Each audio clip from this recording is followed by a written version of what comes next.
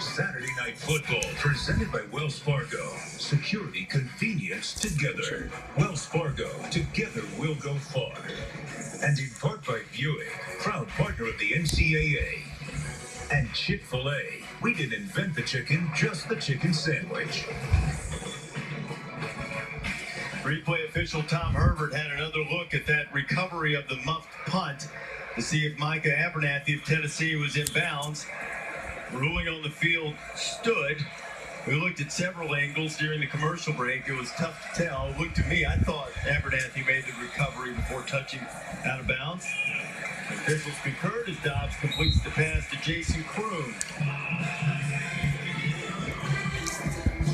And here's another look at this. This is probably the best look. And we were talking with Dave Kataya. There's just not enough evidence to overturn that. Completion of Kroon. Got 9. Tennessee with a 2-touchdown lead as we wind down toward 8 minutes.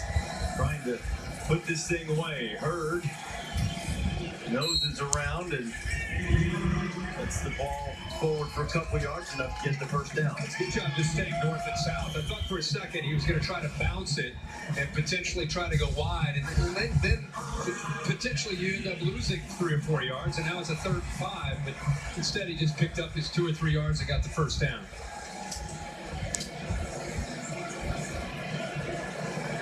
Dobbs in the sideline for assistance. They'll adjust the formation, put Hurd on the other side. Got 8 guys up close to the line of scrimmage, obviously.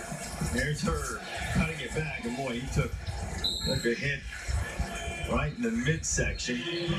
Still a good pickup on first down. Let's take a look at this week's AP rankings, brought to you by Capital One. Now, Clemson only won by 6. Some impressive performances from Ohio State and Florida State.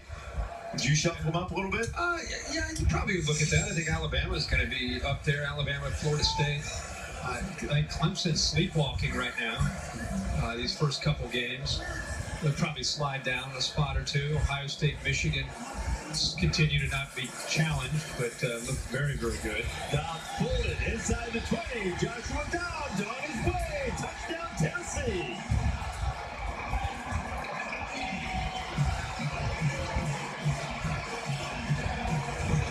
You know, when you have a long run like that, it takes some great blocks downfield, and he picked up some blocks by his receivers, and the big tight end, Ethan Wolf, did a good job. Zone read, he's reading, he can him, comes down, he pulls it out. He's got the speed. There's one good block. Another block off right in front of there, the receiver Josh Smith. Again, he's got the speed when he gets to that 2nd and 3rd level to make you pay for it. Again, we knew he would run the ball. He's over 100 yards tonight now running.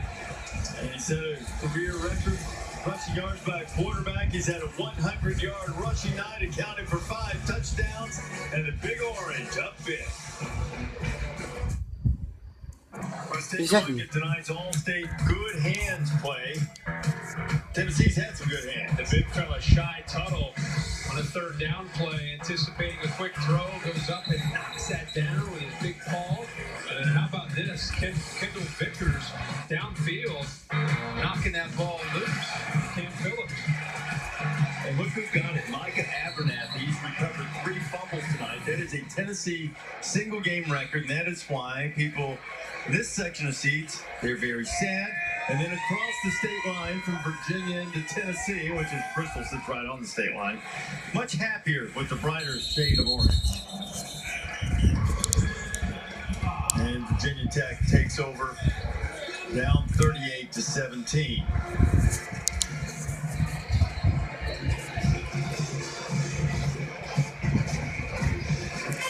All right, Kirk, time for your All-State Street Cred this week. You see the All-State bus, which you joined us here in Bristol. Yeah, this year All-State and I are handing out Street Cred on Twitter each week, kind of highlighting the best performance each week on college football. And this week, what a great performance at Heinz Field by the Pitt Panthers. It ended up being a really competitive game. They were up big, and Penn State fought back in a rivalry game, and Pitt gets the Street Cred Team of the Week.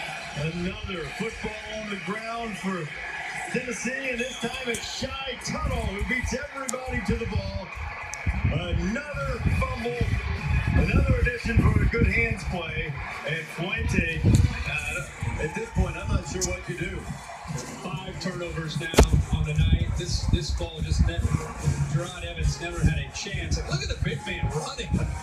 Look at Tello at 3'11". Last year, broken ankle. They wanted to ease him back in. We've seen him play a lot of football in this second half. That is a great sign for Tennessee ball fans.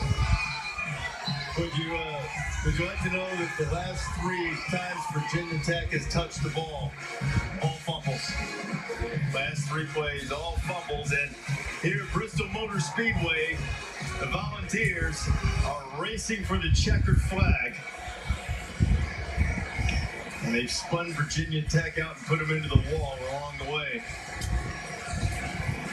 John Kelly, young back there, very high on, and they take the checkered. They might have to run some laps for 6.5 minutes, but this baby's in the books as Tennessee has roared away. This game was 14-0, and after the extra point, this is going to be... If you saw our prediction video, super close. Go Big Orange.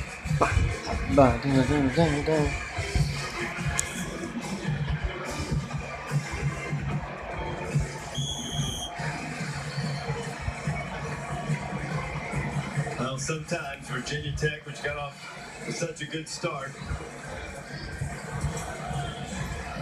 explain things on their way to victory. And we're on our way to week 1 of the NFL. Sunday on ESPN, 10 Eastern, NFL Insider Sunday edition. Injury news, fantasy updates, all the early breaking stories.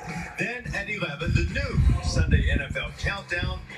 Crew now, Chris Berman, Trent Dilfer, Charles Woodson, Matt Hasselbeck, and Randy Moss carry to kickoff. We're always streaming live and watch ESPN and the ESPN app as Strowman gets drilled as he crosses the 20-yard line.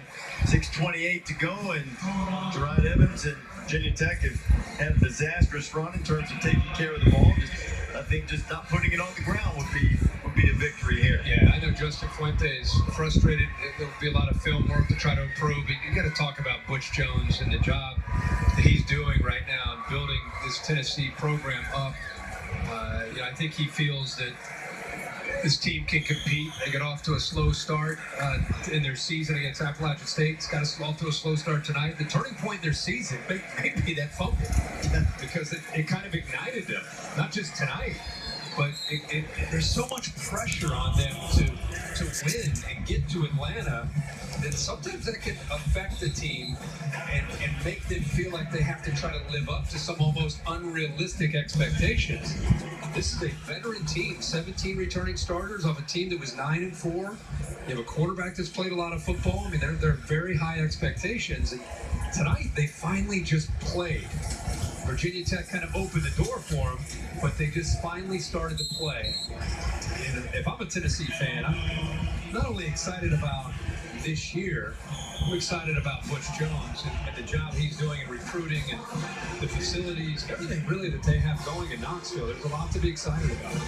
And that record last year, Kirk, it was, I think, even more than just being 9-4. It's the way they had opportunities to win the Oklahoma game, the Florida game, the Alabama game. All of those were opportunities for Tennessee to truly have a special season. There's such a hunger among that fan base and really within that football program to get back to the level that Tennessee has been at in the past, and that's the next step. This is what they have coming up. They've won on September 24th, gargantuan because of the losing streak the Vols have had against the Gators. People forget that this program is still learning how to win.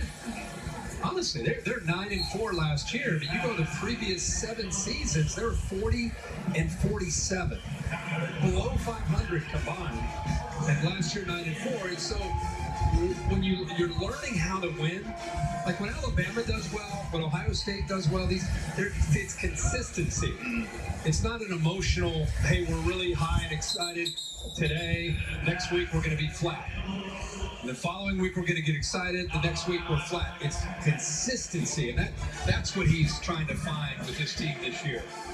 Inside 5 minutes to play as we check in down on the track with Dr. Jerry Punch. Hey guys, Butch Jones, you guys were talking about the fact that they had trouble finishing some of those big games a year ago. In the offseason, Butch, when he was talking about coming here, the NASCAR terminology, he said guys can lead races late. They start looking in their mirrors and thinking about what's coming up behind them, and guess what? They don't win.